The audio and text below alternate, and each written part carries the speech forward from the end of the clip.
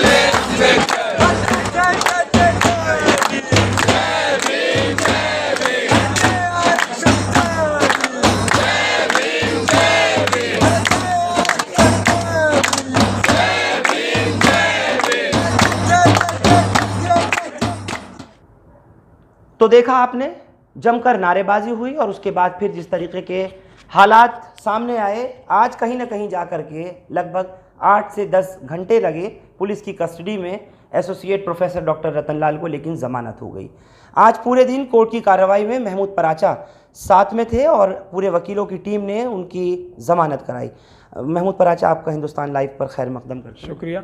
मैं पूछना चाह रहा हूँ किस तरीके की आज कार्रवाई रही और किन ग्राउंड्स के ऊपर प्रोफेसर डॉक्टर रतनलाल को ज़मानत मिली है? देखिए, कल रात को जब उनको पुलिस ले गई थी तो उनका फ़ोन हमारे पास आया था और उसके बाद फिर उन्होंने हमें बुलाया पुलिस स्टेशन, तो हम गए थे।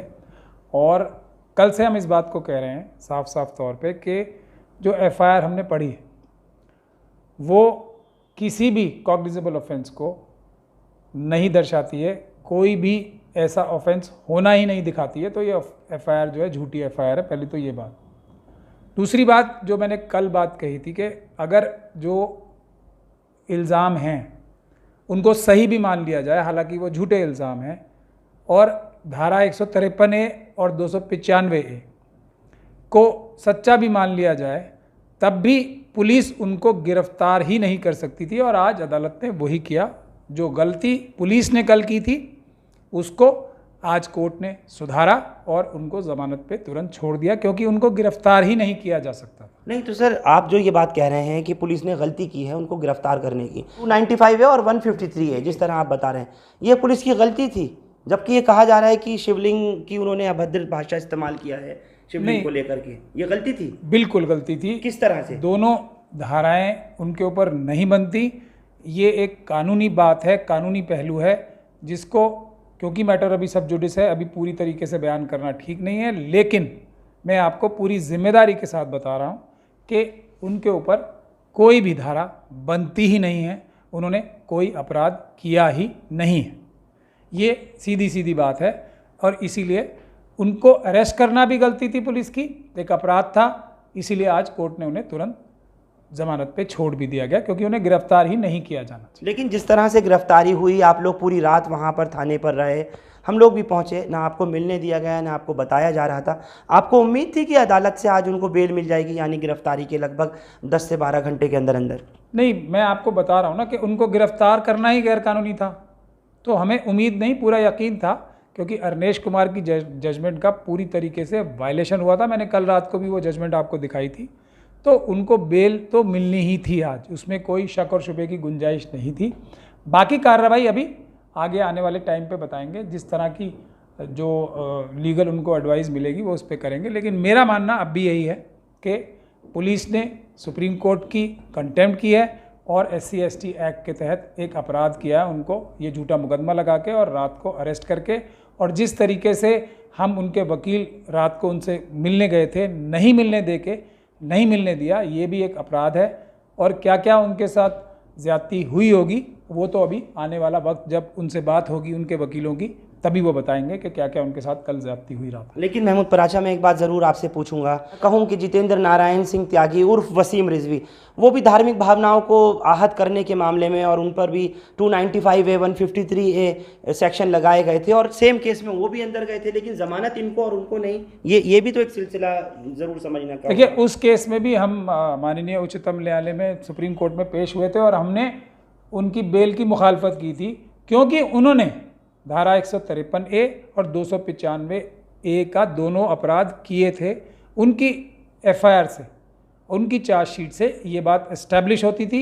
हाँ, ज़मानत अरनेश कुमार की वजह से उनकी हो जानी चाहिए थी, नहीं हुई, क्योंकि उसकी वजह ये थी कि हमने अदालत के सामने ये बात रखी, सुप्रीम कोर्ट के सामने, और इसीलिए उनको ज़मानत नहीं मिली, बल्कि सिर्फ इंटरिम बेल पे छोड़ा गया है, वो भी मेडिकल ग्राउंड्स पे, क्योंकि उनके वकीलों ने बताया कि उनकी हालत ऐसी है कि वो मरने के कगार पे आ गए, उनकी सेहत इतनी ज़्यादा ख़राब है।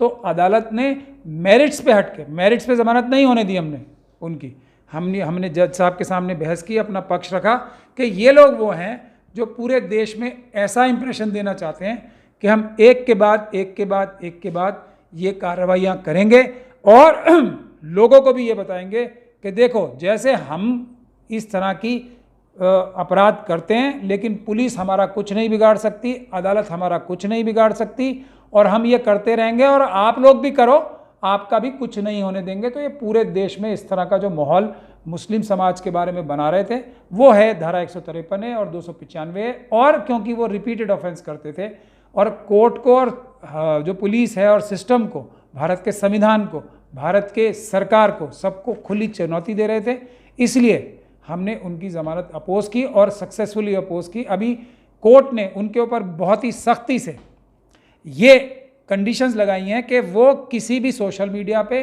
किसी भी वीडियो पे, किसी भी ऑडियो पे बात ही नहीं करेंगे, कोई भी। क्यों, उसकी वजह? क्योंकि उनका हमने कैरेक्टर कोर्ट के सामने पेश किया कि वो कोई किस लिए ये काम कर रहे हैं। वो देश को कमज़ोर करने के लिए, देश के संविधान को कमज़ोर करने के लिए, देश के निज़ाम को कमज़ोर करने के लिए मुस्लिम समाज को टारगेट कर रहे हैं और ये कह रहे हैं कि हमारा कोई कुछ नहीं बिगाड़ सकता, और लोग भी आओ हमारी तरह गतिविधियां करो। लेकिन अब देखिए, ऊपर वाले का शुक्र है और एहसान है कि आज जब वो जेल से निकले तो वो अपने दूसरे साथी जो यति नरसिंहानंद साहब हैं और दूसरे जो उनके साथी जो उनके जेल के बाहर ही खड़े थे, उनसे मिले बगैर ही वो वहाँ से रवाना हो गए। ये एक मैं समझता हूँ भारत के संविधान ने और कानून ने एक अच्छी मिसाल कायम की है कि जो व्यक्ति इस प्रकार की, इस तरह की बदतमीज़ियाँ, जो बेहुरमती कर रहा था मज़हब इस्लाम की, कुरान शरीफ की और पैगंबर रसूलुल्लाह सल्लल्लाहु अलैहि वसल्लम की, उसको आज भारत के संविधान ने उसका स्थान दिखाया। ये है सबसे बड़ी जीत। इसीलिए मैं बार बार कहता हूँ कि कोई भी और तरीका अच्छा नहीं है। सबसे अच्छा तरीका है भारत के संविधान में कानून के तरीके से, पीसफुल प्रोटेस्ट के ज़रिए से, जो संविधान के तरीके हैं उससे जो कार्रवाई होगी उससे सबसे अच्छा रिजल्ट आता है और सबसे ज़्यादा फ़ायदा होता है। तो हमने अल्लाह की मेहरबानी से वो काम करके दिखाया है। वसीम रिजवी, जिसका नाम मैं अब ले रहा हूँ पहली बार, या जितेंद्र नारायण त्यागी, जो भी वो हैं, वो भारत के संविधान ने उनके ऊपर अंकुश लगाया और उनको बिल्कुल चुप रहने के लिए कहा। एक वीडियो मुझे कहा जा रहा है कि एक बार मैं प्ले करूं अपने दर्शकों के लिए, जिसमें नरसिंहानंद सरस्वती की उस वीडियो को देखिए, जिसको देख करके आप लोग और सुन करके हैरान भी होंगे और हंसेंगे भी इस चीज़ को देखते हुए कि वो अपने साथी जितेंद्र नारायण सिंह त्यागी उर्फ वसीम रिजवी की कोई मदद नहीं कर सके और बिना मिले जब इंटरिम बेल हुई है जितेंद्र नारायण सिंह त्यागी की तो वो चले गए। आप में से बहुत से लोग देख भी चुके होंगे, जिन्होंने नहीं देखा एक बार जरूर देखिए। आदिदेव भगवान महादेव शिव और जगत जननी माँ जगदम्बा के चरणों में नमन करते हुए मैं यति नरसिंहानंद, मेरे साथ स्वामी अमृतानंद जी, यति कृष्णानंद जी, राम त्यागी जी हमारे स्वामी जी हैं, और सब लोग हम लोग श्री जितेंद्र नारायण सिंह त्यागी जी को जेल में लेने के लिए आए थे, लेकिन उनकी रिहाई हो गई है और वो हमारे मिलने से पहले ही चले गए हैं। हम उनका हमारा यहीं तक का साथ था। जैसा भी सुखद या दुखद उनका अनुभव रहा, इसके लिए मैं पूर्णतः दोषी हूँ। मेरी कमजोरी के कारण उन्हें 4 महीने से ज्यादा कारावास में रहना पड़ा। उनकी कोई गलती नहीं थी, उन्होंने केवल सच बोला। लेकिन मैं नरसिंहानंद सरस्वती इसके लिए अपने आप को जिम्मेदार मानता हूँ। केवल मेरी कमजोरी के कारण उन्हें जेल में भुगतनी पड़ी। मैं उनसे क्षमा प्रार्थी हूँ। मैं हिंदू समाज से कहना चाहता हूँ, मैंने अपना जीवन जितना भी था इस्लाम के जिहाद से लड़ने में लगाया, लेकिन अब बचा हुआ जीवन मैं केवल और केवल माँ और महादेव के यज्ञ में और योगेश्वर की गीता के प्रचार में लगाना चाहता हूँ। मेरे से जो भी अभी तक गलती हुई है उनके लिए क्षमा प्रार्थी हूँ। आज के बाद मैं किसी भी सार्वजनिक जीवन में नहीं हूँ। हर हर महादेव, हर हर महादेव, हर हर महादेव। मेरे जीवन का एक नया अध्याय, केवल एक धार्मिक व्यक्ति, मेरे जीवन का नया अध्याय शुरू होता है और मैं अपनी पुराने जीवन की सभी गलतियों के लिए क्षमा प्रार्थी हूँ। हर हर महादेव, हर हर महादेव, हर हर महादेव। तो देखा आपने और सुना यति नरसिंहानंद सरस्वती को, वसीम रिजवी के, जितेंद्र नारायण सिंह त्यागी के जिगरी यार बताने वाले खुद को। भारतीय जनता पार्टी और आरएसएस जो कर रही है उसके खिलाफ हमें SC ST OBC और माइनॉरिटीज़ को, सारी मुस्लिम, सिख, क्रिश्चियन, बौद्ध को एक साथ एकजुट होकर खड़े रहना पड़ेगा, एक दूसरे की मदद करनी पड़ेगी। डॉक्टर रतन लाल का केस आपके सामने है। ऐसा नहीं है कि सिर्फ मुसलमानों के साथ ये ज्यादती हो रही है, शेड्यूल कास्ट कम्युनिटी के साथ, शेड्यूल ट्राइब कम्युनिटी के साथ, OBCs के खिलाफ भी इतनी ही ज्यादती हो रही है। लेकिन क्योंकि मनुवादी मानसिकता की क्रिमिनल मीडिया जो है वो मुसलमानों के केस ज़्यादा हाईलाइट करती है और उसकी वजह भी यही है कि उससे पोलराइजेशन कराने की कोशिश करते हैं। तो हमें इस चीज़ से भी बहुत होशियार रहना है कि हम SC ST OBC और मुस्लिम, सिख, क्रिश्चियन, बौद्ध सब एक साथ हैं, एक जैसे हैं, भाई भाई या बहन बहन हैं आपस में। बिल्कुल, बहुत बहुत शुक्रिया आपका महमूद पराचा। आप तमाम लोगों ने देखा जिस तरीके से पूरी प्रक्रिया हुई और डॉक्टर रतनलाल से लेकर के आज़म खान से लेकर के जितेंद्र नारायण सिंह त्यागी तक महमूद पराचा ने तमाम सवालात के भी जवाब दिया और उनकी पेचीदगियां भी बताईं जिस तरह से इनकी ज़मानतें हुई हैं।